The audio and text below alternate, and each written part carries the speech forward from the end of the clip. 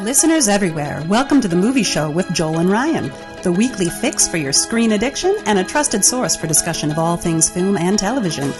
Please keep in mind that for the purposes of this podcast, Joel and Ryan are not acting as journalists, but rather fellow moving picture enthusiasts. All of their opinions should be taken as such. Also, please be warned that while Joel and Ryan may seem like petulant children, they are, in fact, adults who may occasionally use adult language. While they promise to bleep out all the worst words, it's a good bet you will still understand what they were saying. And now, with no further ado, here's Joel and Ryan.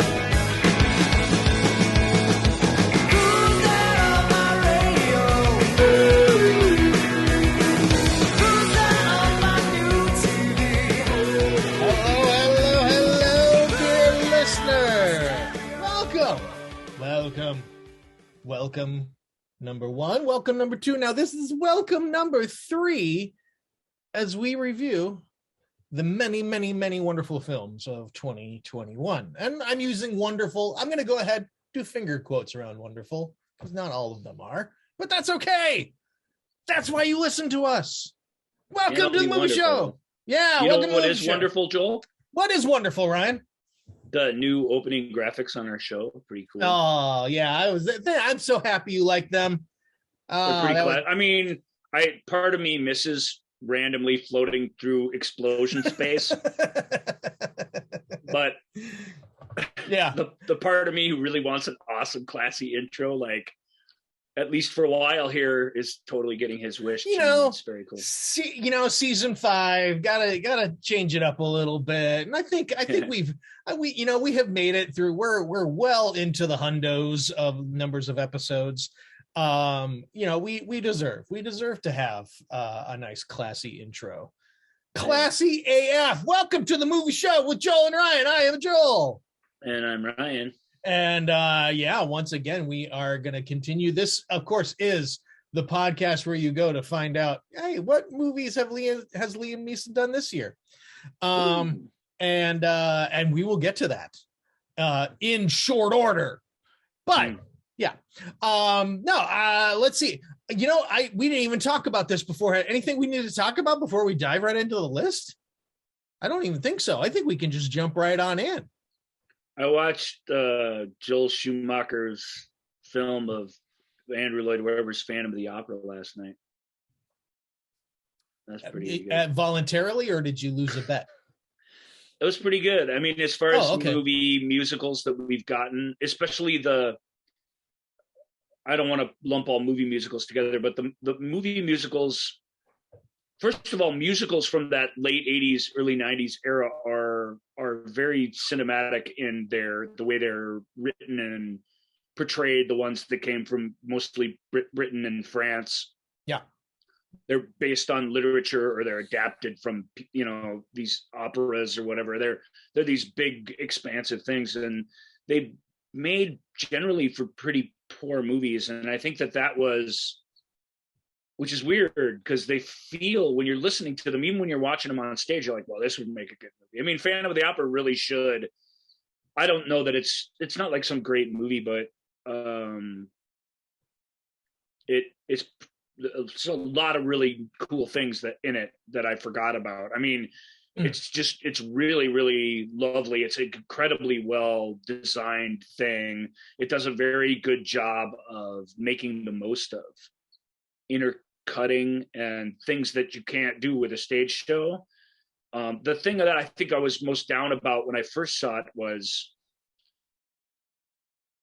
despite the fact that the thing you're reminded of when you watch it is, it's Patrick Wilson and Emmy Rossum sound really, really good. Emmy's, when she goes super like opera diva, she's kind of replaced with somebody every once in a while. Minnie Driver is completely lip syncing essentially when she's singing. Yep. And Minnie Driver is one of the best singers in the cast. Only certain kinds of people can really sing like that. It's not something you can really fake. She's a very good singer. It's just that's not her style. So I don't hold that against her. Yeah. And in a really cool way, they let her sing the closing theme song, which is this lovely little song, not even from her character's perspective, but just to have Minnie allowed to have her really kind of lovely pop voice part of the show, which I thought was kind of neat. Gerard Butler, though, man, he's never sang before in any way. And he's got a decent enough voice, but the Phantom part is a lot to ask of somebody who is just doing this for the first time. It really is a lot to ask of anybody, to be honest. Yeah. He can do it. So they didn't cast somebody incapable of it. They cast somebody who hasn't sold a song like in a professional way or in a setting like you could just feel that even though the performance is there from a decent enough actor, the vocal part of it, which really is 80% of it, isn't there. So that was a bummer, but it's not a deal breaker because he gets you there. He doesn't have a crappy voice or anything. But it's all the stuff that happens under the opera house, all the mysterious stuff. It's all so well lit and it all feels so small and stagey. I felt like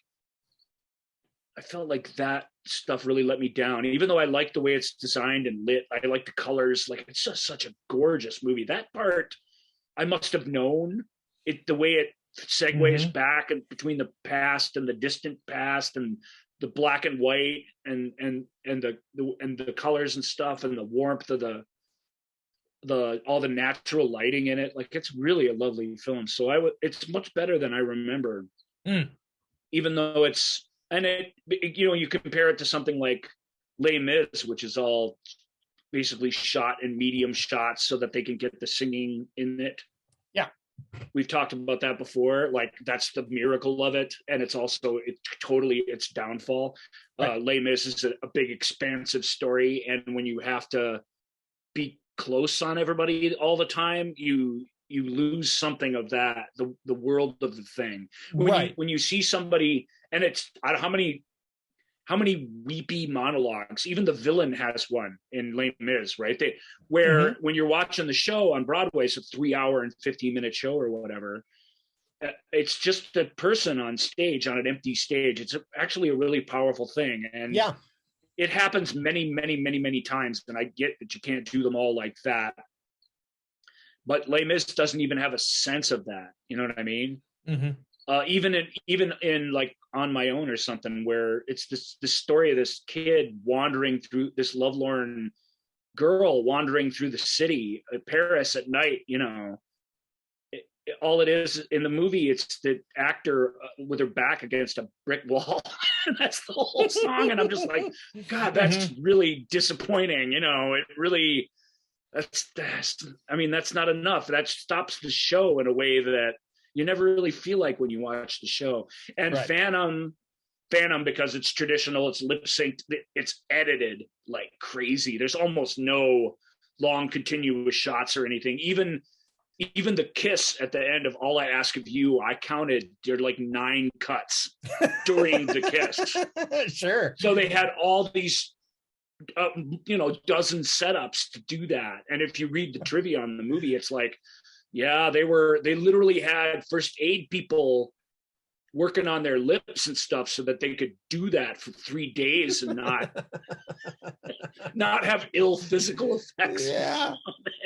Man. Yeah. But but for better or worse, even if you don't like that style, that is cinematic. That is something you can experience on stage. So they get All I Ask of You right, and they get Wishing You Were Somehow Here Again right, and they get Notes, which is the best stuff in it, and Prima Donna and the Masquerade. Masquerade's got to be massive. Yeah. And and you're right. I mean,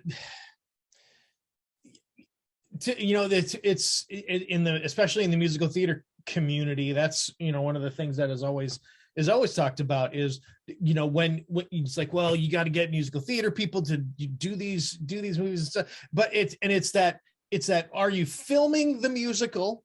Like what Disney was able to do with Hamilton, where, or, one of those Lincoln Center Library archival, but some, they use some editing and stuff, but it's mostly, it's all done live. Sure. Or do you take advantage of the fact that this is a different medium and make it a movie, make it, and capture it cinematically? And, and that's the debate. Les Mis chose to do it, tried to have it both ways.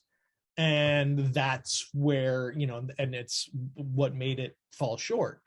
I really think so with that one, because it's, it starts with them pulling the hull of that ship out of the ocean, and you're like, whoa, here we go. Like, this is really going to be a movie, and it ends up kind of not being one. Like I said, I feel like Les Mis suffers because all the singing was done on set, and all the vocalizations that you're hearing are happening in the shot that's taking place on screen. Like, that's revolutionary. The musicals just aren't made that way ever in cinema.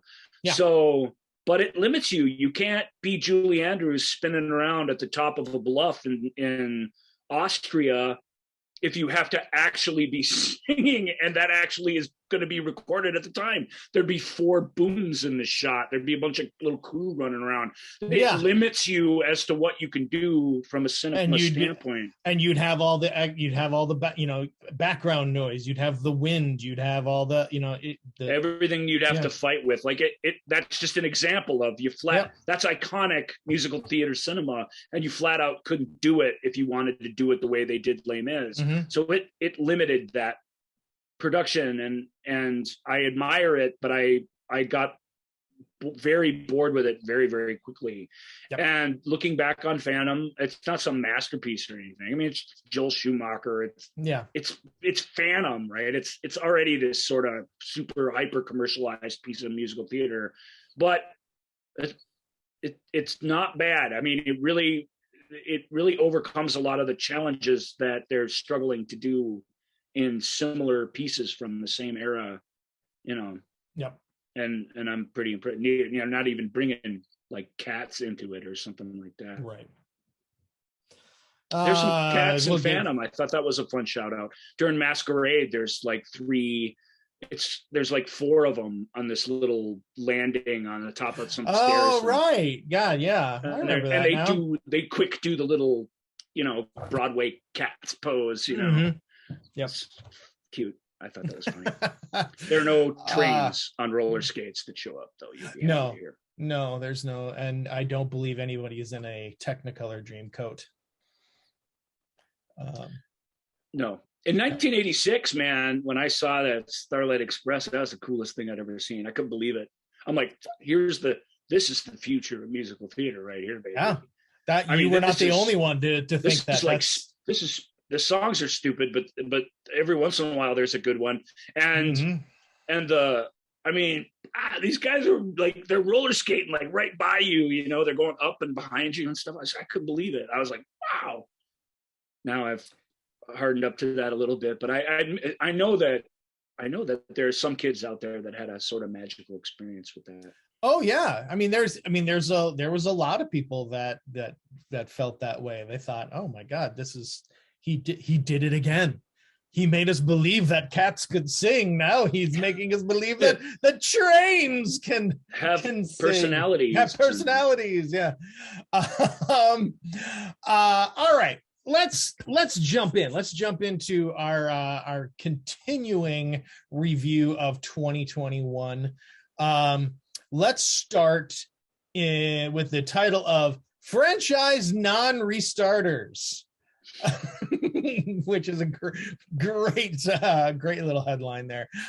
First up, we have Spider-Man, not Spider-Man, Tom Holland in Chaos Walking, I guess, and Ray Skywalker, not Ray Skywalker. That's right.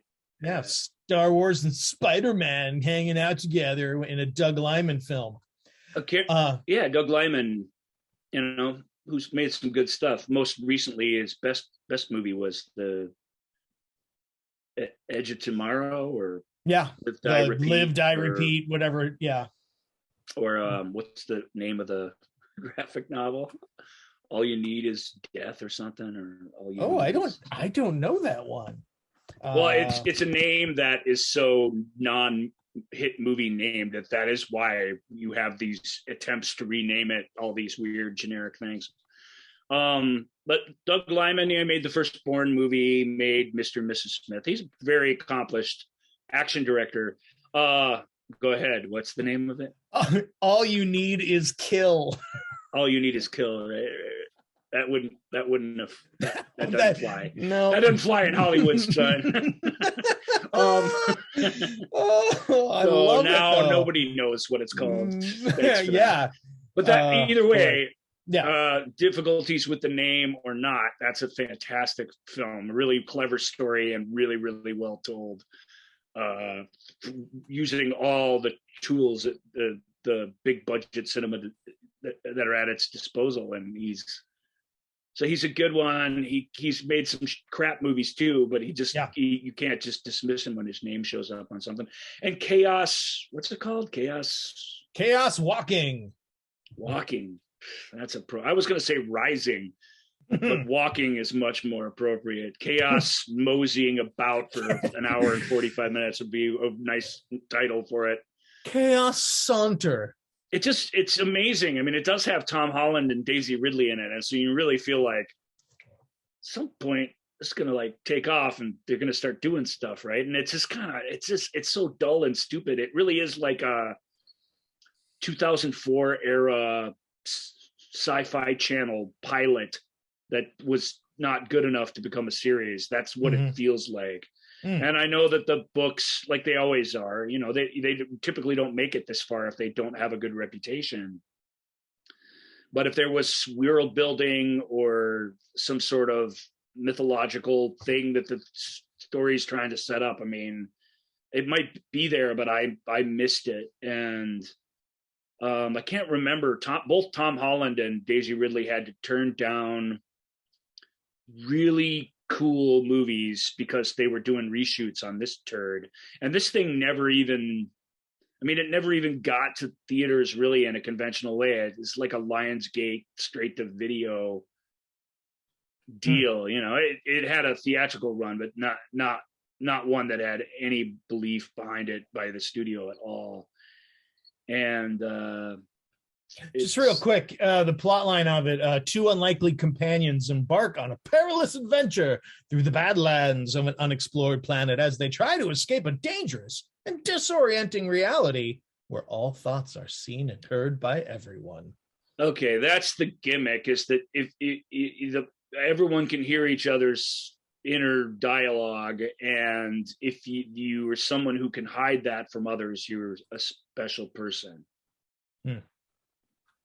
The badlands of a planet, if you mean the Pacific Northwest, then sure. It's just like, what are you even talking about? Like, you can't say that's what it is and then just completely not deliver on that. This is a shot just outside of Vancouver thing. It's all the same locations you saw Battlestar Galactica use for every planet they landed on that all looked exactly the same. It's just like, I'm not against shooting in Vancouver or whatever, but that the woods outside of Vancouver have a very specific look to it. And if you're going to try and convince me that's the Badlands, I mean, I was going to say they're unexplored planet Portland. Yeah. I mean, I'm glad you got a tax break from shooting there, but it just doesn't get there in any way, shape, or form. It's not some piece of garbage. People are ripping on it for being terrible. I guess it is terrible because anything where you can't think of a single good thing to say about it is probably pretty bad. Right. But it's not that bad. It's not incompetently made. It's just dull, and it doesn't go any place, and it doesn't reward your time spent with it in any way. And so that's a dud, unfortunately. Couldn't be saved by Nick Jonas. Could not. All right. Who's the older character actor guy in that's supposed to help? I'm guessing Mads Mikkelsen. Yeah, but Mads Mikkelsen's awesome. Am I right? Yeah. I mean, Mads is the best. That's why. I mean, there's a reason why you look at this and go, okay, everybody says they hate it, but I'm going to give it a try, which is what I did.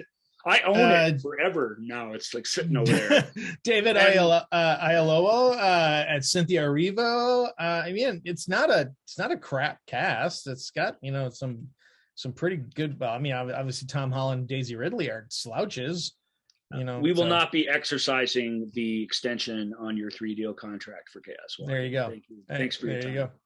Another one that probably is not going to get another. Tom Holland really missed out. I believe he missed out on being one of the two principals in 1917 because he was doing reshoots for this thing. Yeah, he would have. I believe he was originally cast and then had to bow out for scheduling issues. So he would have been. That's a shame. What we got was really great, but it would have been nice to see Tom play an English person for what he hasn't done that in 100 years. Right. And it's just good. Like I saw the look on your face. You went, "Oh yeah, that'd be really good." Mm-hmm. It would be. It's kind of perfect. They ended up 1917 did okay, but without Tom Holland's got a great. What is going on? I'm overwhelmed face. And his when he puts that on himself, he's pretty terrific. He's fun, and he has to do so much voiceover in this movie because it's not just what he's saying to move the plot along; it's all the things he's thinking that we're privy to. Oh, sure. Yeah. So, and that's not easy to do, and he does a pretty nifty job with that. Yeah. But the thing doesn't add up to much, unfortunately, and so there you go. All right. Next up is The Protege with Michael Keaton, Maggie Q, and Samuel L. Jackson. Maggie Q is really good, and it's fun to see her get to carry a movie because I don't think the box office receipts necessarily justify that, but I know that she's really super respected. You know what I mean? In movie circles and stuff. Yeah. Her gross TV show, that Kevin Williamson TV show she did with Dylan McDermott was disgusting. But so that you do the best you can when you're sort of a mid-level like leading lady in Hollywood. Yeah. She's on a new show. I haven't seen it. You get pushed around about as much as you get to choose things at a certain point. And but Protege was pretty fun, but it becomes such a cliche. The you know what I mean? The female assassin in Jeopardy story. I mean, how many have we seen of those just in the last 2 years alone? It's like 6 of them. This one's pretty good. Michael Keaton makes a nifty bad guy. He I don't know what the term I'll use. He glides through this movie kind of untouched by its mediocrity, which is really fun to watch a big star. Yeah. You know what I mean? Come in and just, ooh, hey. Yeah. Don't talk to me now. I'm doing my thing. And it's very, Yeah. And who's the mentor character? Sam Jackson, right? Sam Jackson, yeah. So again, you could do a lot worse than Samuel L. Jackson. Obviously, he plays this guy all the time in every countless films, but it does have that sense of, oh, it's Samuel Jackson doing this dude again. So there's not a lot to like about it. There's some pretty good action, and the film does have like a Luke Besson like ambition about it, where it really it is given the opportunity to go for it 2 or 3 times, and it does, and I appreciate that. So I found The Protege very, very watchable. But if you weren't into, what was the one Jennifer Lawrence did, Red something, and Red Sparrow. Yeah, Red Sparrow, and this movie isn't quite as gross and dark as that one, but in that way, it's also a little less interesting than that one. There was one, I don't know. There's been a whole bunch of these. I don't want to name them all, but if that Jessica Chastain did one last year that again was like, it's all right, but it wasn't great. Yeah, this is like that, but it is fun watching Maggie get to be the star of something on this level, on this admittedly Liam Neeson level of A-list movie. It's all shot in Prague, and all this exotic European locales. That's welcome. Yeah. But it's not great. Okay. It's certainly will be surprised if there's another one of them, but you never Sure. know. It's also unlike Chaos Walking, which you could just feel almost from out of the gate. This isn't going to work. Like this Protege could. I mean, if it gets enough of a John Wick like sort of cult following, that's true. Yeah, if enough fanboys love it, maybe we'll see another one. It's possible. It did all right, but yeah, I don't. Yeah, Maggie Q is now on a. She's got a CBS sitcom now, with Jennifer Goodwin and Eliza Coupe. I don't know. Looks fun. J.J. Abrams really did her a big favor in Mission Impossible 3. Because she's got so many. There's that picture of her in that dress getting out of the Lamborghini or whatever at the Vatican. Yeah. I mean, that's like iconic Bond, like slink and sexiness and everything you sort of want from that. And then later in the movie, there's this scene where she's doing this little prayer and she's kind of playing with her fingers or whatever. And John Rhys Meyers goes, "What are you doing?" And she goes, "Well, when I was a kid, I had a cat, and whenever it would run away, I would say this prayer, until it came back." And they have this quiet moment, and he says, "Teach it to me." And it's this beautiful moment between these two hotshot spy characters. Yeah. And, Tom Cruise like falls on the roof of the car or something at that point. We're off to something else. But she just has a lot of depth to her, truly, as a performer. And when she's had a writer who believes that that's the way to tell a story, that's what you get. She's a little bit of a hard as nails spy chick in Protege. Right. But when a door opens even just a little bit for her to sneak something meaningful in, she does a really great job of it. So I'm a big admirer of hers, which is saying something, because I really don't like half of the stuff she's been involved in. And good luck to the sitcom. That's even another fun thing to get to do, right? It's a lady sitcom, right? It's like three friends and their little misadventures or whatever. Am I thinking of the right show, or is that a different show? I know the premise is like the one of the like this foursome of best friends dies, and that's the one I'm thinking of. So it looks good. I do. I mean, I like all three of those actors. So it's just got to get around to checking that out. Let's move on. Because one of the things that you and I talk about all the time, and I don't think we dedicate enough time on this show really to be talking about it, but we when we discuss how close the G.I. Joe movies are to being perfect, we often talk about if we just had a little bit more of like the origin stories of some of these characters. And now we get a chance with Snake Eyes, a G.I. Joe origin story. So Stephen Sommers of the Mummy films and Van Helsing fame made the first G.I. Joe film, which is this awful. Channing Tatum and who's the guy in it? Marlon Wayans Jr. or something. That's a very good question. The young wisecracking Wayans. Marlon. It was Marlon.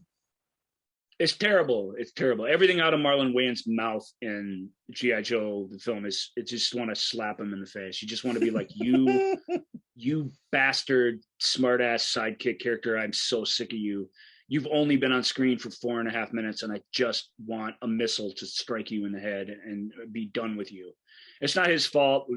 Marlon, it's there. It's what's there. He does it. It's not really his fault. It's just that unforgivable cliche at this point of that character only being there so that we don't get bored with the serious, never cracks a smile, Channing Tatum.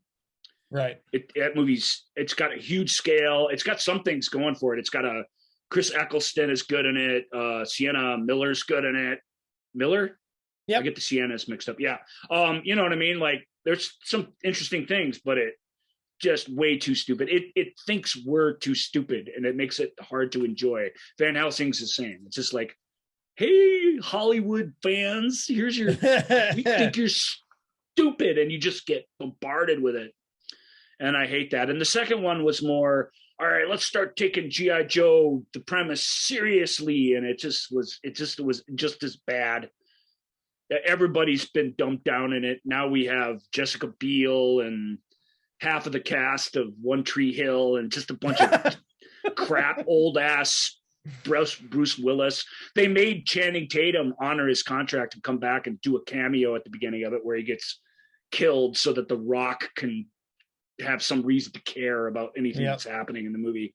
That's spoiler alert, but it just, trust me, I really do believe I'm saving you from a world of hurt of trying to sit through these films. But the sequel, which Retribution or Retaliation, Retaliation. Okay, great.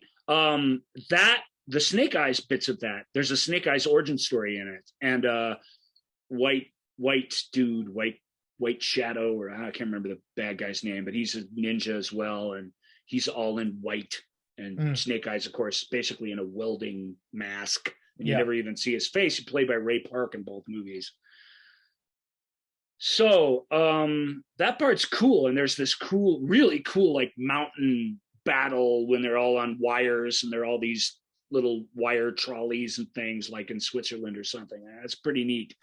Ninjas duking it out in that setting is pretty cool. So it has something to kind of redeem it. Same with the original G.I. Joe. It's got this giant underwater fortress, and it's got this big giant, scuba divers and little underwater hot rods and stuff shooting at each other. And it's fun. It's big. And you're kind of like, okay, you got your money's worth by the time it's over, even though it's totally stupid. Which brings us to Snake Eyes. Snake Eyes was pretty good, actually. Like tonally, it's such a much better movie than those other two movies. It's much, much smaller in scale. But it has to do with the kind of Japanese mob or the Chinese mob, and it's the Yakuza. Yeah, that's Japanese. So Japanese, that makes sense for ninjas and whatnot. We've seen all this in the penultimate Wolverine movie, actually, where we kind of stick a comic book character like Snake Eyes into this crime world, and it's kind of boring, but it's really, I don't know, I don't really hate it. It's kind of good in a weird way. It's just so good by comparison, I guess, but nobody wanted it. I mean, don't they have people at Paramount and at Skydance who say, yeah, we just went out and asked people on the sidewalk and nobody wants to see this movie. Like, well, I don't know how they don't know that. We don't always know. And sometimes we're wrong, but sometimes you're like, Jesus, who's that supposed to be for? I mean, after these two movies, all it is so that it just feels like it's there so that the rights to G.I. Joe, to Hasbro, don't revert. Feels like they got to make a G.I. Joe movie every so many years. Yeah. I mean, it really does have that sense to it. But Snake Eyes is an interesting character, even though he really is one of those characters where a little of him goes a long way. He doesn't talk. You don't see his face. You don't get his reactions. That's what's cool about him. It's like, Boba Fett. Yeah. It's a bad example now, but for a long time, we projected all this stuff onto that guy, how badass and awesome assassin guy he was, because we have no idea what he is. I mean, we were looking at him and you don't know, and that's fun. And with an origin story, the more you find out, the kind of lamer it is. Not every time, but most of the time. So the fact that Snake Eyes works at all and has some really cool car chases and throwing stars and samurai sword fights, and I mean it delivers on what it promises, right? But nobody wanted to see it. Nobody did end up seeing it. Its failure, in fact, put the fourth Star Trek franchise film very much in jeopardy, because that's another movie where it's been diminishing returns for them. even though the movies have gotten slightly better, I think, throughout that franchise, it hasn't mattered. People are just like, whatever. Yep. It's not Star Trek enough for the Star Trek people to really bail you out, and it's not big enough, broad enough entertainment that it's justifying its budget. So it's a bummer. We were all kind of like, maybe this G.I. Joe thing will do good, and then because without getting into it, Skydance to some degree, they have sort of unlimited money, but they don't like any business. They don't throw good money after bad, and Paramount has no money. I mean, they're pretty much not a studio anymore. Right. And Skydance has left them, so they don't even have that like production company asset. Wow. I mean, it's kind of like Legendary left Warner Brothers for Universal, but Warner Brothers still owns the monsters and it still owns all this stuff. So if they want to make those, they kind of have to partner up with them. But that's a little inside baseball. But yeah. Did I even talk about anything that happens? And well, no, guys, not really. No, but I mean, who Why cares? bother? I mean, yeah, who cares? It's okay. Well, Snake Eyes is this sort of you're right. He is the Boba Fett of G.I. Joe. if you're a G.I. Joe fan. So you know nothing about him. He doesn't say anything, and so you just and now we get to find out. Like, yeah, you're right. It's going to be cool. Action sequences and it's better than those. I mean, that's the only way to recommend it. It's so much more. It just has so much more storytelling integrity. It's got better, truer performances than those other two movies, which were just silly stupidity. And that I appreciated, but it ain't going anywhere. It didn't do enough bank that you're going to get more. So it's origin story leading into the next thing. There is going to be no next thing. They're certainly not going to do a Breaker or a Scarlet origin story after the very best chance they had at one failed. So you're what are you going to do? Nothing. Right. All right, let's move on. Tom Clancy, as we all know, Tom Clancy loves heroes with two first names. And in addition to Jack Ryan, he has his hero, John Clark. And John, the first John Clark story is Without Remorse. Michael B. Jordan. Gotta love Michael B. Jordan. Technically, the first John Clark story is Clear and Present Danger. So we've been introduced to this character before. As a matter of fact, he's in two movies, played in Clear and Present Danger with Harrison Ford by Willem Dafoe in a really great performance. They're really outstanding, actually. That's John Clark sort of as we came to know him in the novels. Right. And there's a slight reimagining of him in The Sum of All Fears, played by Liev Schreiber, and that is a fantastic alternate take on who John Clark is. So he's been handled well by the Jack Ryan films, in my opinion. And Without Remorse is his first solo adventure, we'll say, in the Clancy verse. I don't know if that's a thing, but it kind of is. I mean, he certainly has enough properties. Yeah, he certainly has enough properties. Welcome to the Ryan verse.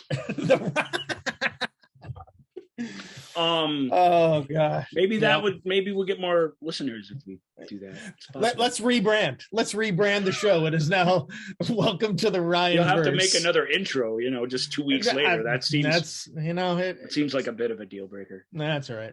Go through and change all the titles on all of the platforms that we're on. I feel like we couldn't. I feel like that'd be fun for 2 seconds, and then people would be like, "Hey, what the hell? Where's the Ryan verse?" I thought it was a multiverse. I don't know. Honestly, even bad press at this point would be good for us. The back to Tom Clancy. Yeah. The unfortunate thing about this, the Clancy fans I know a couple. They're out there. Yep. This is nothing like the origin. That's just not Without Remorse. It just isn't. It has the title and it has the same main character. It otherwise is nothing like it. And it lays the origin story part of it so heavy on this character right out of the gate that it's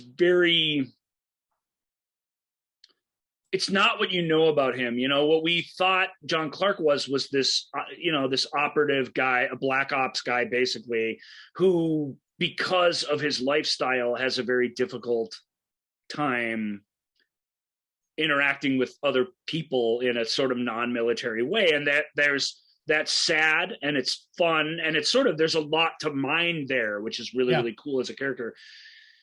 Because we need some sort of really overwrought origin story, instead we're introduced to a really well-adjusted, community-minded family man who has to have everything taken away from him in the ugliest and most melodramatic way imaginable before we can get to somebody who's this doer behind the scenes. And I just feel like that's just right there, right at the start. You just too much tragedy, way too much seriousness and murder and just utter destruction of innocence and stuff. The film never got me back after that, and I'm hearing that's pretty much the same. Yeah. For others. What I will say is it's Michael B. Jordan. Am I right? Yep. His whole crew kind of produced this and brought this into being, and it's a well-directed film. Really, really, really tight and professional. If there's going to be more action movies, I really do hope to see this crew, this director, these people keep on keeping on, because I saw some action movies this year, and we'll get to a couple of them that they just didn't know what they were doing. They just didn't know what they were doing. And this film is a huge exception. This film has one of the coolest action sequences I've seen in years in the middle of it. And that really does recommend it. It's so dour and serious, and that's so the opposite of what people have been looking for from their entertainment. So it's hard to recommend on that level. But if you just like well choreographed action, there's this sequence where this team of guys, good guys, there's a couple girls in there as well, ladies, who are going to do this impossible mission or whatever. They're all on a plane, and the plane crashes in the ocean, and it's this escape while the plane is flooding. A sequence like that is just not easy to do. And then to have it keep going and going and elevating, it reminded me, probably because of the water, but it reminded me of James Cameron. It's that good. Sure. It's that good, where you're just like, wow. I mean, these are people swimming around, and they're doing all this. Some of this is faked, obviously, but I can't tell what is. So my true hats off to them for pulling that off. Yeah. But I wish this had a little bit, just a little bit more standoffish. I wish it was from the Jack Ryan universe as it's been established by the other series. Sure. Those are pretty serious too. They're about modern issues. They're about terrorism, Mm-hmm. But you can spend an hour with those guys a week and you don't feel like you're just piled upon. Yeah. And I like serious stuff, you guys. I really do, but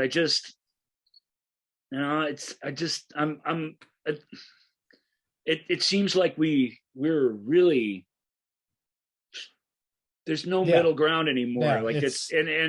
Maybe that's hard, and maybe that's good. I don't know. You'll have to decide. But that to me is what weighed this down. Is it just too heavy? But there's a lot of great action in it, and the central sort of MacGuffin of a story is pretty compelling.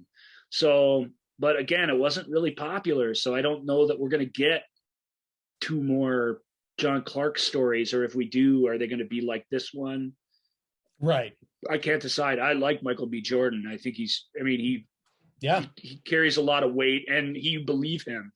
He has that action star thing where he shows up, and even if it's him against 12 guys, if he wins, you're kind of like, yeah, I could see it. It could happen. You could buy that. Yeah. He's pretty badass. I mean, he's a Tom Clancy hero. He has to be a badass, but he's got to think his way through the situation to win.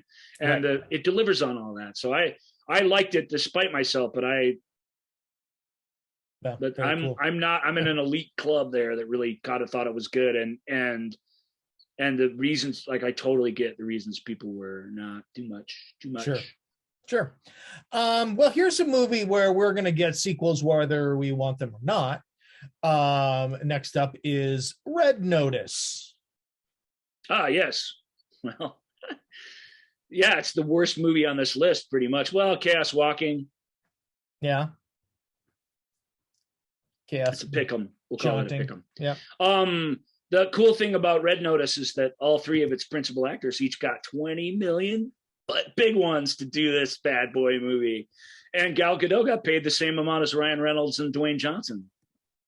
You go, girl. Yeah, that's great. Good. The bad thing about this movie is only Ryan Reynolds is capable of any sort of depth of character amongst these three actors, and he doesn't bring it to the party in this particular film. So what you've got is a funny madcap adventure, some great foot chases. This is sort of the opposite of Without Remorse. This is fun. It's a heist. Yeah. Although it shamefully and repeatedly compares itself to Raiders of the Lost Ark, which is not cool. You are not Raiders of the Lost Ark. You aren't. And reminding us of it or it's like referencing it is a mistake. I'll just say that. You guys, I mean, compared to that movie, you guys you're really, really awful. You're like, yeah.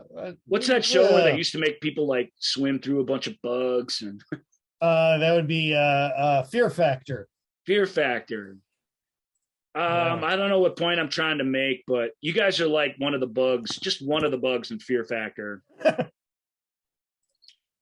When compared to Raiders of the Lost Ark, which is a piece of cinematic art. Yeah.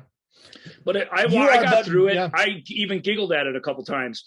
Dwayne Johnson, to his credit, gets that he's next to Super Clown here and Ryan Reynolds, and he has to keep the smiling and the mugging to a minimum or it's not going to fly. And I don't know if that's a choice he's making or if it's an instinct that he has where he knows this is only going to be funny if I stand here like Schwarzenegger and frown at everything he does. And he does that. That's a good team player, Joel, truly in a movie sets. Yeah. And as a result, he may not know this, but he gets more laughs doing that than Reynolds does, just mugging or improvising his way through every damn scene in the thing. Right. Lots of fun European locations, plot twists. Not really. I mean, I like a good heist movie, so I couldn't bring myself to hate this movie. But it's a big, bloated, dumb, breezy vacation of a film for all of those involved, and that isn't enough to make you feel anything. But it is enough to pass a couple of hours breezily, and the series has enough. I hate to say this because I you know me, I didn't like Red Notice, but I don't like it for what it is. Like I wasn't gonna like it. Mm-hmm. I had to, as a critic, I had to just, either I'm going to boycott this thing or if I'm going to watch it, I got to at least kind of review it for what's there and not what I think it should be. Yeah, they brought Raiders of the Lost Ark into this. I did not. That's on them. So, so I can rip on them a little bit, but it was fun enough. People liked it. They want more of it. They're going to get more of it, as Joel said. This one is the only one on this list. There's a couple of dark horses here, but this one is the only one where you're just like, they're going to be another one of these, no question. Yep.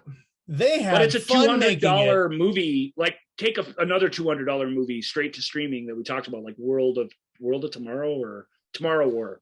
Tomorrow War. All right. Every penny of the $200 million is up on screen in Tomorrow War. I mean, Tomorrow War is awesome. I mean, it's not a great movie because the story's stupid, but it's awe-inspiring. It's an incredibly huge and effects-heavy and action-packed and explosion-y film. Mm-hmm. This, half of the money went to the people that went to payroll, and only the other half is up on the screen, and you feel that too, which is, but they're all stars to one degree or another, and they're all doing their thing within established parameters. We talked about Gal before. I like her a lot, but I really don't feel like there are hidden, even Maggie Q depths to her as a performer, as a person probably, but as a Mhm. performer, I've not seen it yet. And until I do, I'm not really gonna believe it's there. So this is a perfect project for her. I could, shrewd $20 million in the bank, and all you had to do was just look cool and act threatening. Yep. Good job. And you give smoky looks into the camera. She nails it. That's And what she the movie does, wants her to do.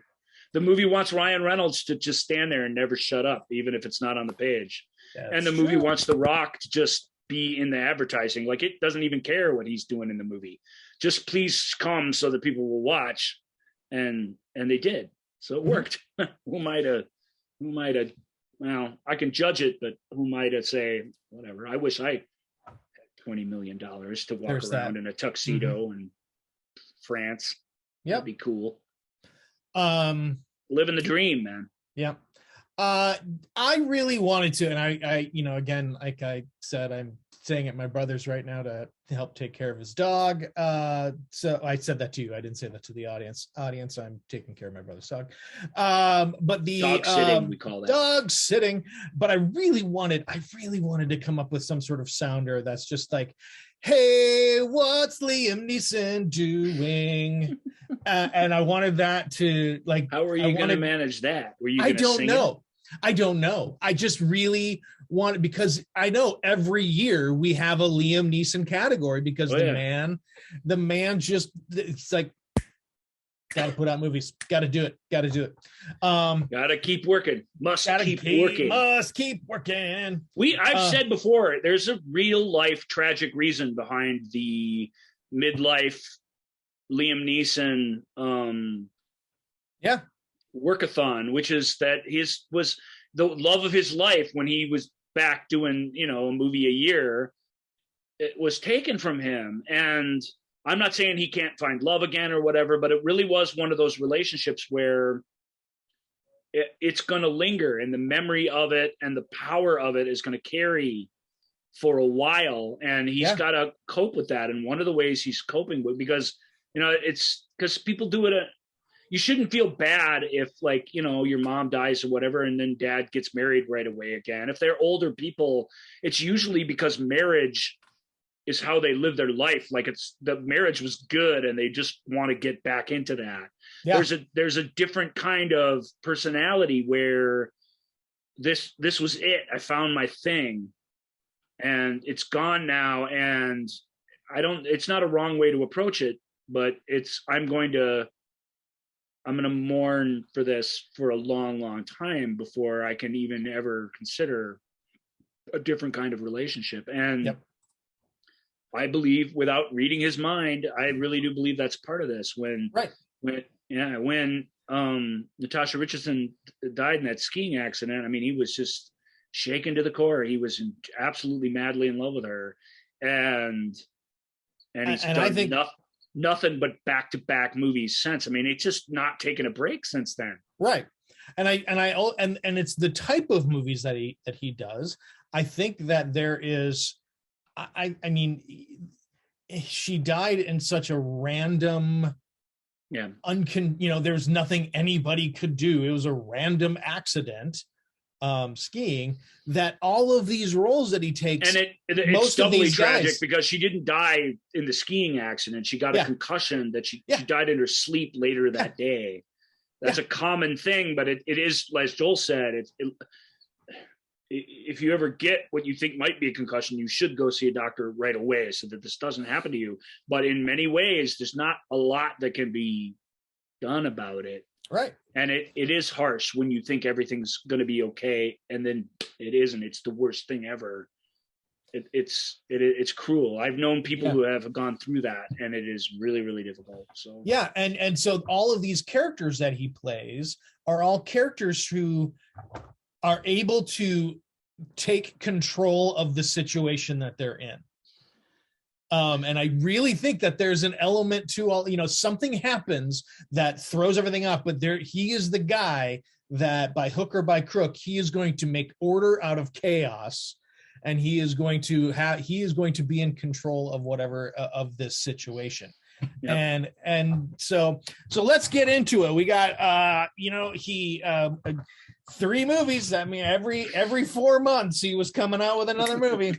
And the first one up is The Marksman. A rancher on the Arizona border becomes the unlikely defender of a young Mexican boy desperately fleeing the cartel assassins who have pursued him into the United States. This is very much one of those let's do a movie during COVID type of things. Let's literally write a movie or take a script and COVID proof it so that we can do it easily. And that's what it is. He is a rancher. He does reluctantly sort of take under his wing this kid who's being chased by all these horrible Mexican drug ghouls basically coming after them, and he's a reluctant hero in it, truly. Like he's a law and order, like every time, like when he first meets this kid and his mom, his first thing, I mean, he helps them, gets them water, warns them if they go that way, they're going to just never be seen again. So he's a nice guy, but he's also calls the border patrol. I mean, he's this sort of responsible conservative citizen that's got like 25 guns in the back of his truck. And he gets swept up in this story, and he can't help but do right when pressed repeatedly. Mm-hmm. And that's fun. That's fun to watch. It's fun to watch a guy, just doesn't want to be involved, like eventually be like, all right, it's me or this kid's going to die. And I'm not going to let that happen. He doesn't say that in the movie, but it's that we've seen that before. If this were Stallone, if this, whoever this is, it's very much an action hero type role. Joel called it. But it takes him a long time. Him and this kid part ways a couple of times. Like, he really doesn't want to have anything to do with his story. He's not prepared to fight the drug cartels single-handedly. He's not a character who thinks he could just do that out of pure righteousness. He thinks he's toast. He's like, well, let's go somewhere far. Let's go to Chicago. That's far away. You got family there. Let's do that. Like, he wants to escape this situation. That brings it down to earth a little bit. Marksman passes the time very, very easily. Lots of shootouts and car chases. Bad guys are super bad. It is not bloody and visceral on the level that Rambo Last Blood is. Like, it's just enough. The violence is violent, and some really nice folks go down in this film, which is, so it's, it is an action movie where there's consequences to actions, but it's much easier watch than that movie. And Liam and a dog and a kid. I mean, what? Yeah. I mean, in a way, they're just like, to other actors, as Joel said, never act with animals or kids, but really what this is this COVID designed, here's some fun things for Liam to interact with and to play off of. And it works on that level very well. Sure. It's a cheap B action movie done on the cheap. Well, there you go. On the highways of New Mexico. It's not special, but it's fun. This, the next film I gotta assume came about after watching like a late night marathon on A&E of Ice Road Truckers, where they went, what? I think there's an action movie somewhere in here. This reality show. I bet it really is Ice Road Truckers, the action movie. Yeah. It's Ice Road. So, and it's called Ice Road. We're gonna cut the truckers off, but he is a trucker. Fear not, Ice Road lovers. He is still a trucker. See, Joel hasn't even seen this, and he's got it all figured out already.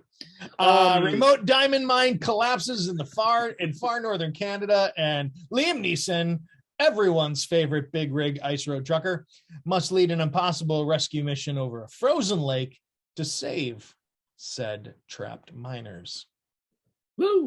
And miners like in a mine, not miners like Irish volunteer border patrol agent. Now we got Irish Alaskan ice road trucker. Mm-hmm. He's always Irish. That part never changes. Nope. It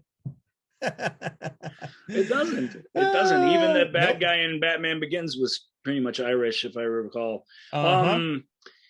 So if you want Liam, he's going to bring the Irish with him. This is different. He has a disabled brother, sidekick, something. He's got a unique like mental disability where he's so for Hollywood purposes he's this savant character. Like plot wise he has a ton of utility, but socially interaction wise he's got a lot of challenges. So that's going on in this movie. He's not brought in as a punchline though. He's a guy throughout the thing that is kind of important. I don't know, I remember how many trucks they start out with, 3 I think, where they're carrying, and this is a time old, this is as old as Wages of Fear, right? Wages of Fear is carrying the dynamite through the desert on the trucks to stop the oil spill from happening. This is very similar, explosives to get these guys out of this diamond mine run by this conglomerate who may or may not be evil. We'll have to wait till the end to find out. But it is a bunch of working class stiffs. There's a crime going on in it that's sort of hidden in it. I guess I won't ruin that for you. Who's the chick in it? She's pretty fun. Let's see. I mean, there's, IMDb Army of jock douchebags wrote this movie, so it's not nuanced or anything, but they wrote her in a fun way, and she plays it fun. Is this Amber Midthunder? Yeah, Amber Midthunder. Okay. Good actor. She's like, it used to be her and Moon Bloodgood used to be the chicks who played the Indian characters if you needed one because they were awesome. But then we found out Moon wasn't actually even part Indian, and so she had to stop doing those roles. And now we're left with Amber, and Amber's pretty great. She's really spunky and fun in this. She's this punk rock girl in amongst all these old men, and I'm grateful to have her there.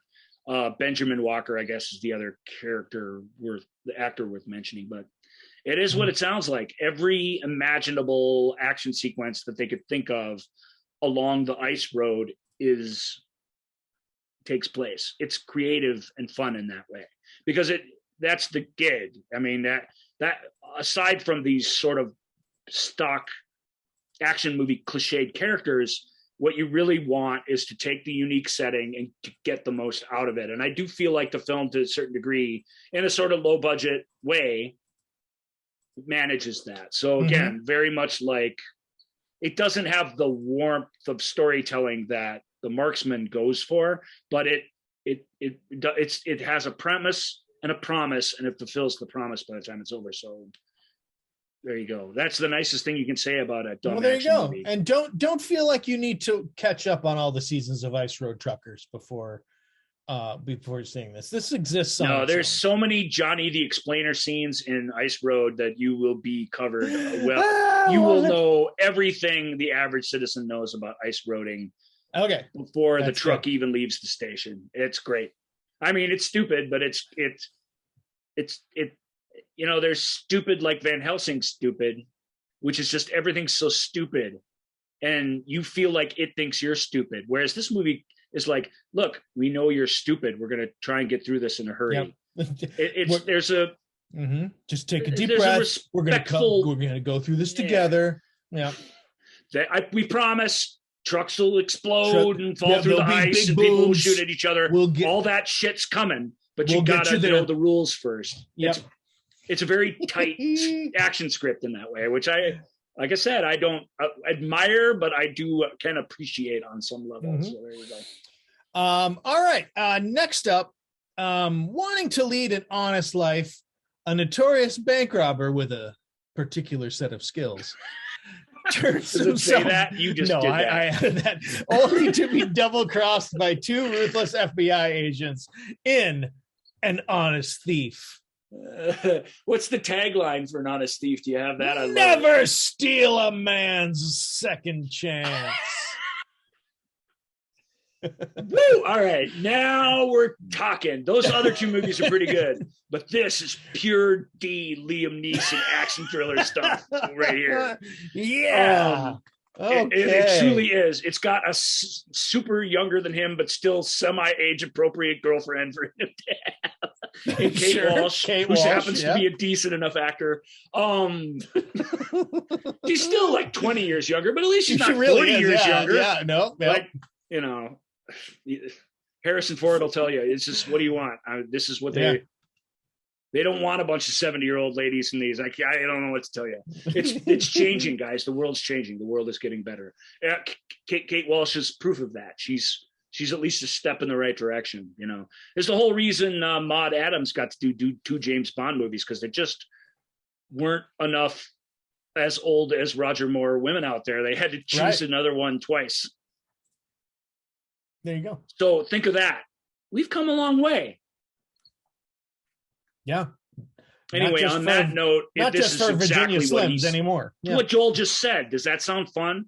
Liam Neeson fighting back against the establishment who double-crossed him. I mean, that's what it is. It really is.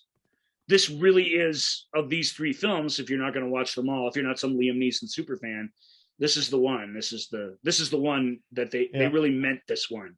And that it's great. It's an urban thriller, you know, where a guy who is going to steal and sneak around his way out of his troubles, which are extensive.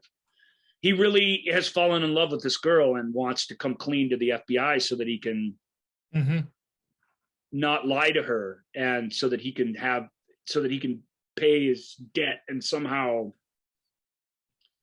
and he confesses to the wrong guys, and they decide instead of you know, taking the what do you call it? The cops always call it something. That's my collar.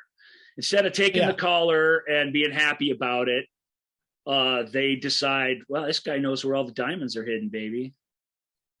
And it goes horribly wrong for everybody involved. Good. Name some of the other people in it. Sure. Yeah. I mean, Kate Walsh, there's Jai Courtney, Jeffrey Donovan, Anthony Ramos, Jeffrey Donovan, Robert Patrick. Okay. So that's what I wanted you to get to, that sort of group of people. Yeah. That's good stuff, man. Jeffrey Donovan doesn't show up and F around. He gives a crap about what he's doing in these films. Same with Robert Patrick. He might be a bit of a cliche at this point too, but he shows up when you ask him to do. He doesn't care what platform the thing's coming out on. He doesn't care the size of his paycheck. He shows up and does the work. Anthony Ramos and Courtney, who I don't really like, but he's not very likable in this movie. He's kind of always better when he's a dickhead. I don't know. I'm not saying anything about you personally, Jay. I'm just saying that seems to be true. We sure, you know what I mean? Sure you're a nice guy. You give appropriately to charity, you know, but right. But he's so much better in Divergent than he is in the Terminator movie, and the difference is he's an asshole in Divergent. I don't know, you know, read into that what you will. He's good in this. Him and Ramos are really good. They're partners in it, and it's fun. It's good stuff. It's really fun movie along those lines. If you've seen them before, Liam Neeson blackmailed on a plane, Liam Neeson blackmailed on a train. I don't remember what those movies are called. They have extremely generic action movie names. I think they're called the plane movie and the train movie. They've got great names, but I'm sure they do. I can't remember. But, I mean, yeah. What do you? Nonstop is Nonstop the train movie or the play movie though? I don't know. Okay. One of them's called Nonstop. The other one's called all right, Stop Non, maybe. Sorry, that was really loud. Sorry. Let's see.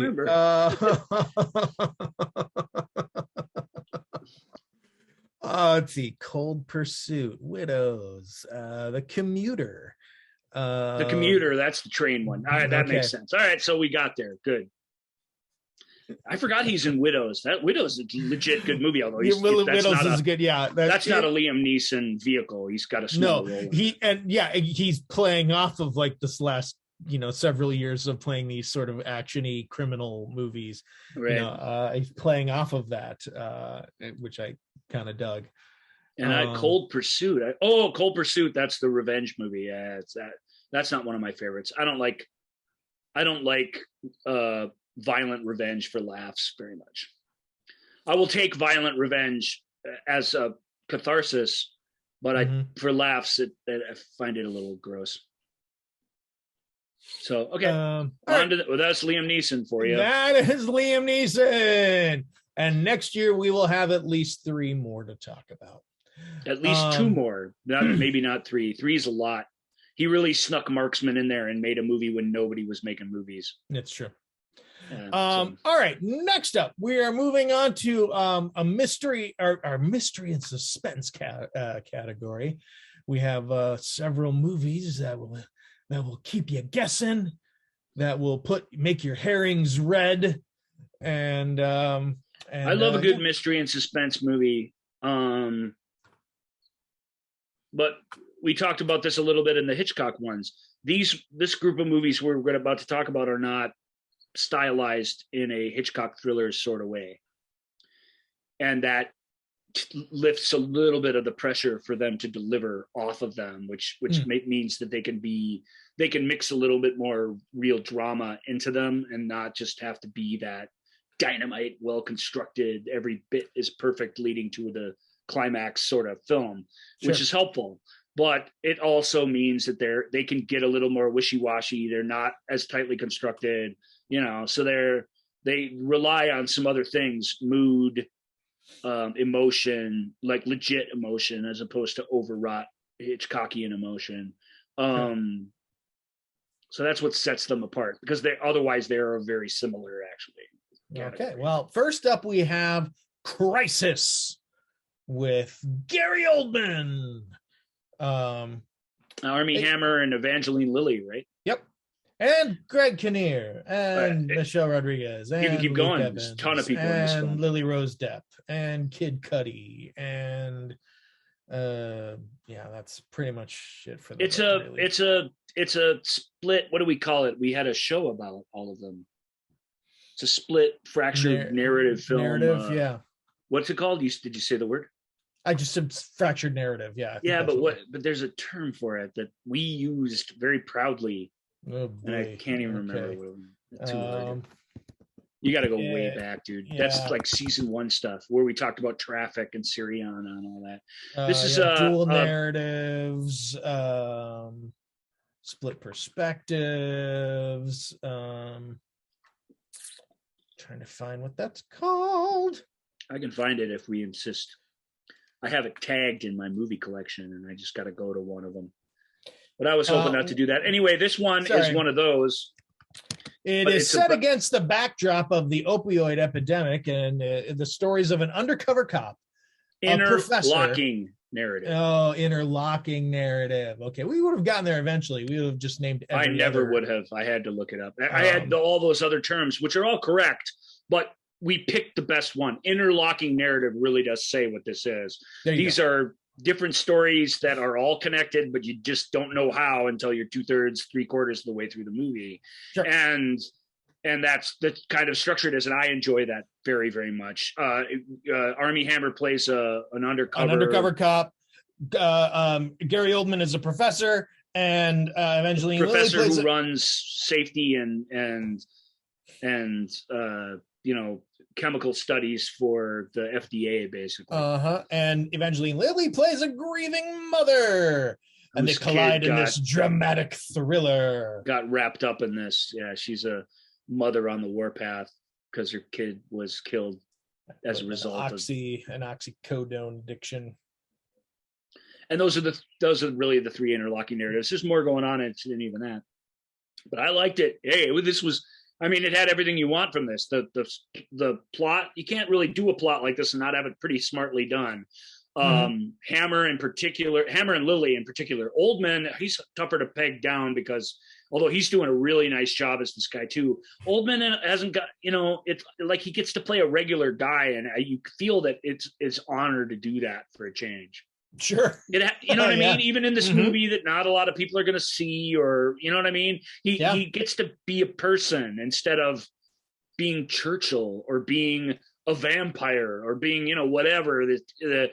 He's great at that stuff. It's why we hire him to do these great big heightened Daniel Day-Lewis like performances. But he really is delightful when you get to just see him be a guy without prosthesis on, who's in over his head in this situation. He's this moral dude who discovers something in his studies that there's a lot of pressure on him not to reveal, that he feels compelled to talk about. And that's almost the best part of the movie. Sure. But it not enough. That as a movie nobody would watch that. So you got to have some death and murder and some undercover sneaking around and all that stuff. And it works pretty good. It doesn't work great. It's not a great interlocking narrative, but it works pretty good. It's if you're going to do a dour, serious interlocking narrative crime drama about the opioid crisis, it's really hard to imagine it being much better than this. Well, there you go. Because it's dark, serious stuff, and you've got to treat it that way, and yet you're still in the game ultimately to entertain your audience. And I feel like I had a sense of what this was going to be when I watched it. Great Canadian location shooting and stuff. Even in Eastern Canada, when you're out in some farm in Canada, I mean, you can yell and scream and shout and nobody can hear you out there. It really provides isolation in a way that American places don't as much. You got you down in the Southwest. Okay. You can get pretty alone down there, but Canada in the snow out on your own, it's scary. You're alone. You're on your own. Can I share my we don't normally do this here, but can I share my favorite IMDb review here for this movie? Is it Crisis? Somewhat along the lines of what I'm saying? I absolutely think so. Okay. The title of it is called the title is called Engaging. It tells 3 engaging stories that are equally engaging.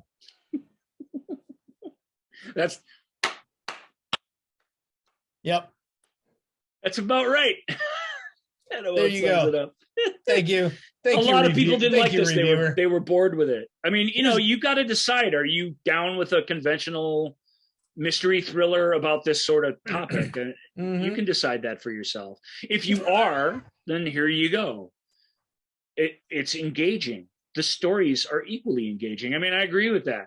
If you're not gonna, there's no way you're gonna like this. So there you go. Okay, so I'm being a little unfair.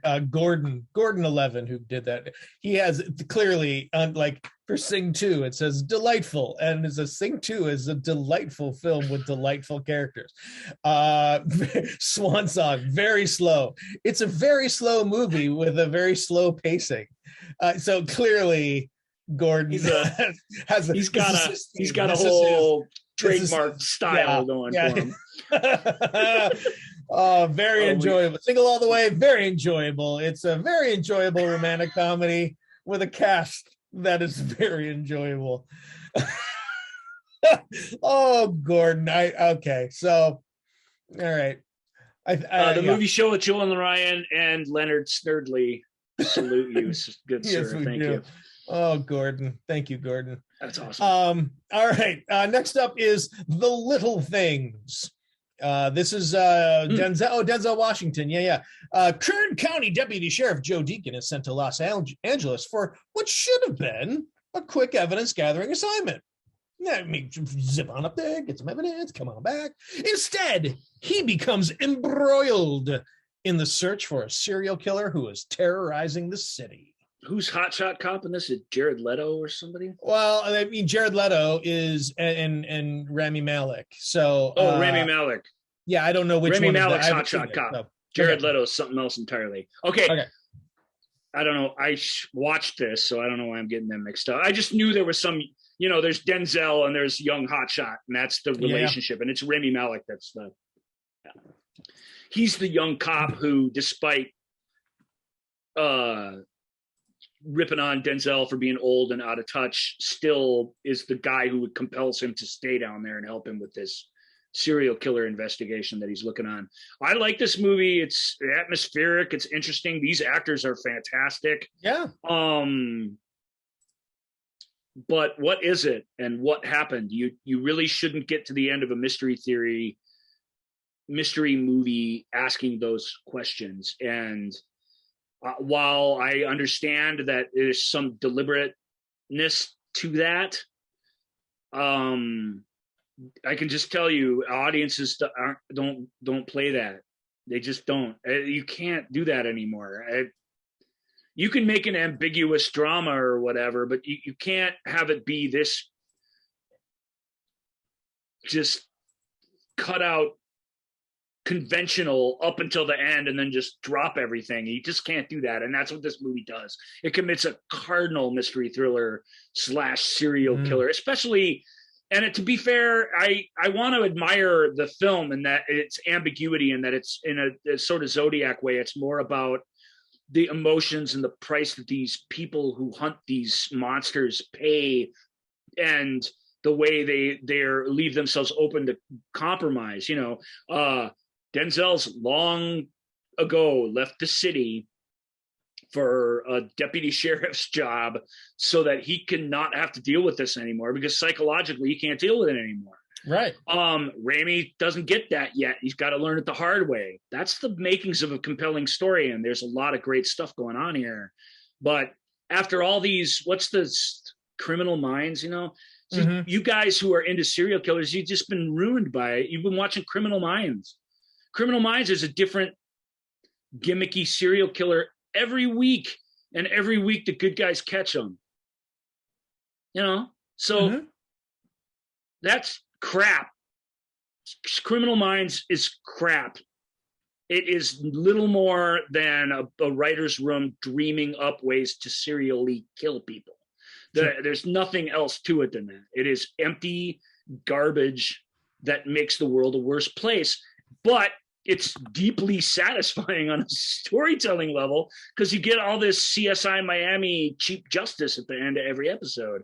This film just doesn't even come close to that. Like, you can't even trick yourself into thinking you experienced that. It's reviled for that reason. And I don't like ruining endings, and I didn't exactly ruin this one, but you just be warned. You're in it for the details, and you're in it for the nuances. You can give this a try. It's still not a work of genius or anything. It's not Silence of the Lambs, but it has something to offer on that level, on the level of, let's get the serial killer. It just, it just gives you nothing. Almost belligerently gives the audience nothing. And the audiences did not like that. That's in my opinion, that's the consensus about this film. But I'm proud to have it. I do sympathize with that, even though I do think we've been ruined and spoiled by just really crap television. Those CSI shows, the NCIS shows, so easy, cheap ass justice for everybody who did even a slightly bad thing in them. Even they make Law and Order, which is a pretty straightforward justice show, look immensely nuanced by comparison. We'll get to Law and Order later. Law and Order commits a different sort of cardinal sin that I'm going to complain about maybe next episode, maybe later this episode. Sure. Okay. But sometimes the bad guys get away on that show. Sometimes they have to let somebody off the hook just to get them to tell their story. In CSI, that never happens, man. If you knew something and didn't tell the cops right away, you get the max, baby. They trick you into telling them anyway, and you get the max, and all of us get to sit at home and think we live in some sort of just world. It's a trick. It's a con, really. And you should be embarrassed for buying it. Criminal Minds. I agree with everything you're saying, but just to give it a little bit, I think the one thing that you're forgetting with Criminal Minds is it has my forever crush in it, Paget Brewster, and that's why she's able to solve everything every time. Paget is pretty cool. Look, Paget is pretty cool. Mandy Patinkin started out on that show. That's true. He did. But Mandy left in the way he always leaves. I guess not always, but he just, if you remember the drama surrounding that, and this is Mandy's backing me up in this case, so I'm going to go ahead and tell this story. F it. Because it's a great story. He just was planning on coming back to work for season 2 of Criminal Minds. Yeah. He just found himself not able to do it. And he didn't call anybody and he didn't tell anybody, because up until the last second, he really thought okay, I'm Yeah, feeling I'll make this weird, work, but yeah. Eventually I'm going to get there. So he walked away from that show, and of course he just said, I can't. He just came to the realization. I literally couldn't bring myself to step outside my door and go back to work on this. I have to do some thinking about why that is, but I'm sorry, I'm out. He did something similar halfway through Chicago Hope too, where just like, I'm not doing this anymore, and I don't know why. Yeah. And he's a unique guy. Yeah. He was asked why in a really good interview with him when he was promoting Homeland. He was asked, can you tell us a little bit about why you quit that show? Because we never really got an answer. And he said a much more diplomatic. He said it's a really good show, but it really is this exercise in creating this grisly awfulness and then giving an audience an illusion of those things being solved in a simple way. And he thought that was poisonous. It was poisonous to his soul, is the term that he used. He said, and they said, well, what Homeland is worse. It's got this and that, and this, and that. I mean, the interviewer was like, yeah, I mean, you can't even compare the two. And said, well, he goes, the difference is Homeland takes these things for what they are, and it shows how complicated they can be, and it just goes about the material in a completely different and more constructive way. And right. And even though I agree with you that it's a heavier, more serious show, that's what's good about it. Sure. I don't know how that all ties back into Little Things, but because Little Things, it is a cardinal sin. I don't know what to tell you. I don't go to watch a mystery movie to not know what happened by the time it's over. I mean, so I can crap all over, Criminal Minds all I want, yeah. But in the end, I mean, I want something. Give me something, right? Right. Maybe this movie gave it to me and I missed it. That's definitely possible. But I can tell you that I'm not alone if I did. Right. I'm in very crowded room full of other people like, what? And I felt something at the end of it, and I appreciate that. And I can appreciate that because I watch a ton of movies. Those of you who are more selective should be warned about it. Sorry, I was real quick trying to see if we could tell, but yeah. Gordon, do we want to hear what Gordon said about it? Hell yeah. I don't think we can really do any more reviews without hearing what Gordon had to say about that. I was just like, I wonder if Gordon's here toward the top. And sure I enough, think we're officially the Gordon fan club now, because headline. Well, and this is a little disappointing because it's the headline is engaging. And this is a very engaging story that makes you think hard. And the story contains many layers, and I enjoyed watching it. It's an engaging story. So he may have just been, cranking out a lot for that one. So if he's joking, man, he's hilarious. And if he's serious, God bless him. Either way, these are fantastic reviews. Okay, well, let's move on. We spent a lot of time on Little Things. It can't be all bad. There's a lot to talk about. Yeah. All right. Next up is Jake Gyllenhaal. When he's not the subject of a Taylor Swift song, he is playing a demoted police officer assigned to a call dispatch desk, and he's conflicted when he receives an emergency phone call from a kidnapped woman in The Guilty. Another COVID. Let's put Jake Gyllenhaal in a lonely call center.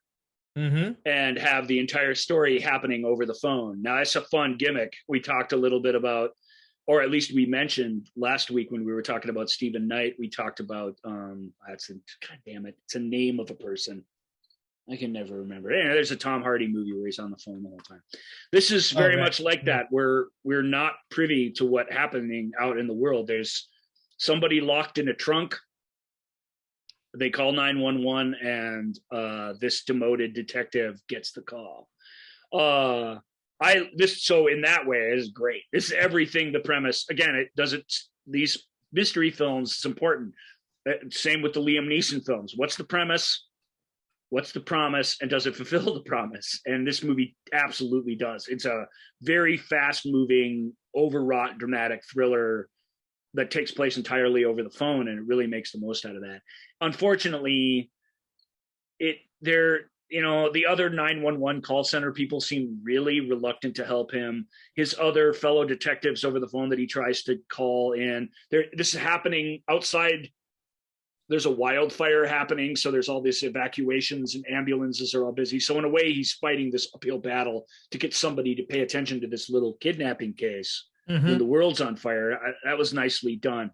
But their reluctance to or unwillingness to, and his going the extra mile as a emergency call person gets old. You don't want to watch him fighting City Hall. You want to watch him fighting to get this figured out. And I wish the film was more clever and put obstacles up in front of the story instead of just in front of the character, so that we felt like he's the only 911 call center guy in America who would give a shit about this. That doesn't really ring true at all. If you know anything about people who do that kind of work, or you know anything about just anything, cops, detectives, they will all want to do stuff, sometimes to a fault. So this idea that it's a one lone guy bucking up against the police bureaucracy didn't really feel. Maybe it's just because I'm not used to seeing it in movies, but that felt a little much. But if you strip those few instances away, it's neat. I mean, there's cellular. Halle Berry started one too that was terrible. I can't remember what it was called. Where you're the 911 operator and something bad happened and you get all embroiled in it. It's almost a cliche of a storyline. This one was done under COVID circumstances, and there's a lot. The sound design is spectacular in it. So there's a lot to like. And Gyllenhaal, no offense to Halle Berry, but I mean, Gyllenhaal's great. He's such a great actor right now and such a fantastic screen presence. And he brings his heart and soul to this little project because, like Liam, he wanted to stay busy during COVID instead of taking a few months off. That's what most of us did. He kept right on going, and given that that's what it is, pretty great. But it's only so great. Well, very cool. You really never leave the call center. I guess that's the warning. If you can handle that, it's pretty great. Here we go. Because Gordon had some things to say. Yeah, what do you say? I think my favorite is that it says warning spoilers. Headline is intense. This film is very intense, especially given the fact that it's a single location one-man show. The twist is very intense and sends a shiver down my spine. Spoiler There's alert. no spoilers. Spoiler alert. Well, no, I agree with Gordon in this case, Joel. We've talked about this before. Right. And me and Michael are always arguing about this. If you say there's a twist, you have spoiled it. Oh, sure. Okay. Yeah, I guess then, sure. That makes sense. Yeah, then there is a spoiler alert. So good on you, Gordon. It is kind of funny. I get why it's funny, but it's also legit. The fact that a twist exists and now you, the audience, will be waiting for one is a spoiler in and of itself, period. And there's no other way to view that, in my opinion. All right. Well, I apologize if the spoilers Michael didn't make thinks you you skip can ahead. go right up to telling what the twist is. Like he can tell you who it involves, where it happens in the movie, and as long as he doesn't ruin it, he hasn't spoiled anything. But I completely disagree, and that's okay. It's okay that a cheesy one location mystery thriller has a twist. I mean, that's the Joey Tribbiani approach to spoilers, where you can be like, oh, and that one part with the lady in the bathtub when she, Yeah, exactly. and it's like, oh, all blank and no blank makes Jack a blank blank. Anyway, so I'm with right. Gordon. That was a well-placed spoiler alert, my friend. Thank you, Gordon. All right, so I'm sorry if I spoiled that. You can skip back about a minute and then skip forward a minute, and that solves everything. Spin around in a circle, spit. Good. A little bit of salt. All right. Next up is the movie Encounter with Riz Ahmed, Octavia Spencer. This is a spoiler alert. Just the fact that it's in this category is a spoiler alert. Two brothers embark on a journey with their father, who is trying to protect them from an alien threat. Okay. And I Hmm. don't know what to say. Encounter. I thought Encounter was great. Riz Ahmed is fantastic. Yeah. But the he is fact that absolutely the working that, synopsis, like he can't even address that without ruining it. It is one of those movies where what it is what is the thing, and it's like you can't. I don't know what to say. Give me a moment. Encounter was really, really good, and it's good because Riz is really good, because the two kids are good in it. It's a road movie with them. He's trying to protect them from an alien threat. I'm just repeating what the thing says. No, that in itself is, I mean, it's something. If we're not going to, if Ryan isn't going to venture into an area that might ruin your enjoyment of this movie, then maybe that's to say that there is plenty to be enjoyed in this film. Does Gordon say anything about it? Maybe that's what I'm looking. I don't think Gordon has seen this film. It's pretty recent. It came out like just before Christmas, so yeah, I don't. That's think too bad, because I would have liked to hear what he had to say. Something along the realms of engaging. Yeah, I would imagine. Maybe the headline would have been Encounter. I liked the encounter in the film Encounter. No, he hasn't seen it, unfortunately. But so let's go with that, with Encounter. The fact that Ryan can't talk about it means that there must be something worth talking about with this film. And he's not going to talk about it because he wants you, our listener, our viewer, if you were catching this on YouTube, and if you are, please like and subscribe, that there is something worth checking out in this film. So let's just leave it at that, and then let's move on to a little Eric Bana action. It's him and his two sons, and they're on the run throughout the movie, and the relationships. I mean, there are things I guess I can say. The relationships between them are what make the thing lively, and the way young kids process stuff, question stuff, like it's different than we do, and that difference is sort of the central conflict of the thing. How do we all stay on the same team in this rather serious journey that we're on? There, I did it without saying anything. All right, let's move on to Eric Bana. And of course, Eric Bana's nickname has always been The Dry. No, I don't know. No, this next movie is called The Dry. Aaron Falk returns to his drought-stricken hometown to attend a tragic funeral, but his return opens a decades-old wound: the unsolved death of a teenage girl. If you know me and you've been following these year in review shows for a while, you'll know that at the end of these categories, I either put the awesomest one into the list, or I put the super turd that I get to have fun with ripping on, like Red Notice, for example. The even though I Red Notice, ironically, because Red Notice is like a franchise that's like somehow successfully got started despite sort of sucking. This won't be a franchise. Hey, that's one nice thing about your average garden variety mystery thriller is they don't leave a lot open at the end. Little things, respect. There's not going to be dry to the drying.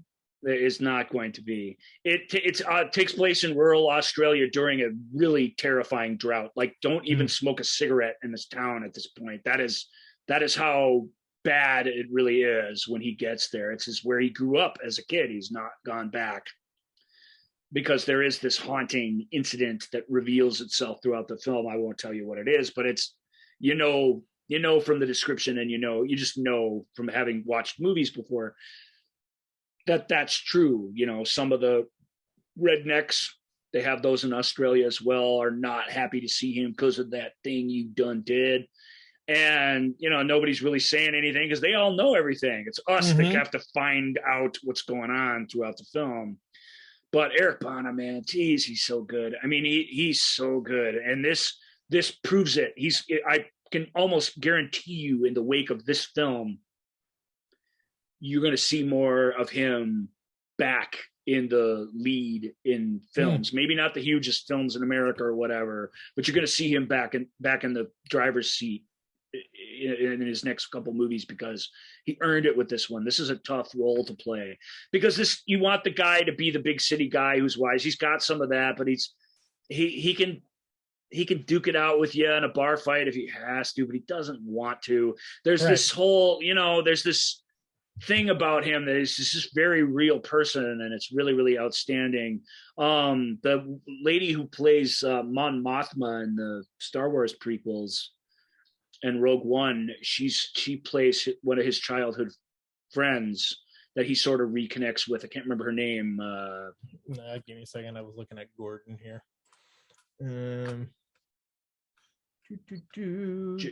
Genevieve O'Reilly. Yeah. It's fun. I only know her for being young Mon Mothma. That's the geek that I am. So, and I don't watch tons of Australian independent features like this one. I do a few, but this one took Eric Bana, frankly, being on the poster for me to go, I'll watch that. And then when I read the description Joel just read for you, I was like, ooh, that's going on the list for sure. I got to watch that. Cool. She's great in it. And there's a whole bunch of other, it's solid performances in it. And the mystery's solid, and it has a unique sense of place. Like an Australian movie should. And it's fun. I'm sure it's equally fun for Australians, because it's not some exotic, crazy thing, Yeah. You know what I mean? So we all win kind of from this kind of storytelling. And I really, really liked it. The mystery it's a double-edged sword of a mystery, and that's always great. There's what's going on right this second, and there's what happened 25 years ago, and are they related? If so, how? And when we think we know less than we ever knew. Just when you think you don't know a thing, or I don't know. I'm not a marketing guy. Well, but, who could sum it up for us? Gordon? Let's have it, buddy. Captivating. The story is very captivating. 2 mysterious murders to be solved, and both of them cause ripples in the entire small town. How the past and present intertwine is captivating. Me and Gordon are like this, dude. It's not just that he's got a poetic way of writing reviews. No. He's spot on agreeing with me about everything. Even his use of spoilers I totally approve. I don't know if we can keep this up. He's sort of upstaging us at every turn here. No, I think Gordon is just for the mystery and suspense category. I think we need to leave Gordon behind here. I mean, he should be doing this, right? This should be the movie show with Gordon at this point. It is captivating. Is that right? In captivating. Captivating. It is captivating. Well said, my man. That's God dang, I think Gordon. That's the movie show with Joel and Ryan for another week. That's some pretty good group of films, right? Yeah, because so that'll do it for mystery and suspense. Because I don't think we can go on, because next week, or we can, it's perfect. We can start the show off next week with based on the incredible true story. Oh boy, yeah, that's right. We're also, do I dare unveil it now as a late show we got a teaser extra minute here. Why not? Here we go. Because you know what? We're not just going to have based on the incredible true story. We're going to also have ripped from the headlines. Yeah, ripped from the headlines. What's the difference? That's your homework assignment for this week, listeners of the movie show with Joel and Ryan. What's the difference of based on the incredible true story and ripped from the headlines? There you go. There is something of a distinction. So, I want to thank Balto. He was a good sport last week. Yes, he was. I would like to thank Phantom of the Opera. That was fun. I went to sleep in a really good mood last night. That's unusual. Gordon. And of course, we can't the incomparable. Gordon. You did it, Gordon. You're the master, man. I mean, what am I even doing here? I always think I give pretty decent reviews that are fair and that put the thing in context without ruining it. But Gordon, I think that, remember for those who watch this video, watch the show on video, the the video feed of it. Yeah. Our little guy on the what would you do? You know, that guy. What do you I know do? him very well. Yeah, Yes. yeah. What do you do? I think that might be Gordon. I think he might be Gordon. He might be. I might have to. What do you do? I don't know. How about? I don't know. This one? Yeah, maybe. Maybe. And anyway, we'll let you know about the future of the Ryan verse too as we go forward. There you go. Indeed. All right. All right, folks. You guys, as always, we are, we still have a lot of movies to go. We hope you are enjoying our saunter, our jaunt through 2021. We're taking our time because you know what? It's COVID, baby. It's COVID time still, and it's COVID time in the Ryanverse. Luckily we're staying healthy and seeing a bunch of movies. So we hope that you will as well. You can reach out to us. Ask Joel and Ryan at Ask Joel and Ryan on Twitter, Instagram, TikTok, and askjoelandryan@gmail.com, and the Movie Show with Joel and Ryan page on Facebook and on Instagram. We are at the Movie Show with Joel and Ryan. You can find us there, and you can watch all of these. You can watch us react. You can watch our extraneous hand gestures, and all of that, and like and subscribe. This was as good a hand gesture show as we've had in some time. Actually, this would be a good place. There's been a few. I think part of it for me personally. The way I have it set up, because I wanted to make it look so I wasn't like looking at you like this.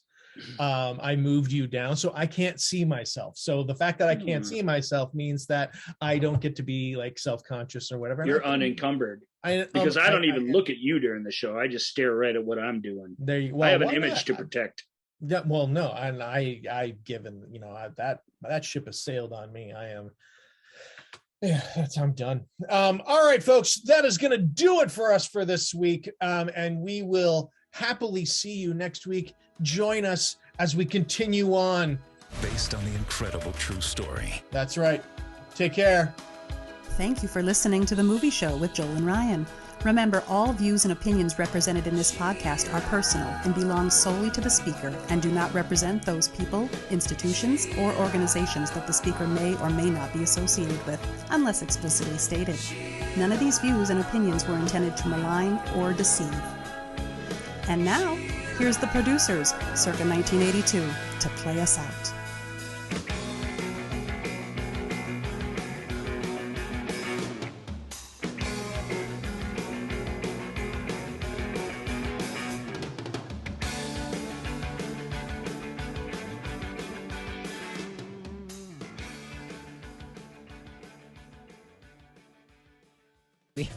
This one?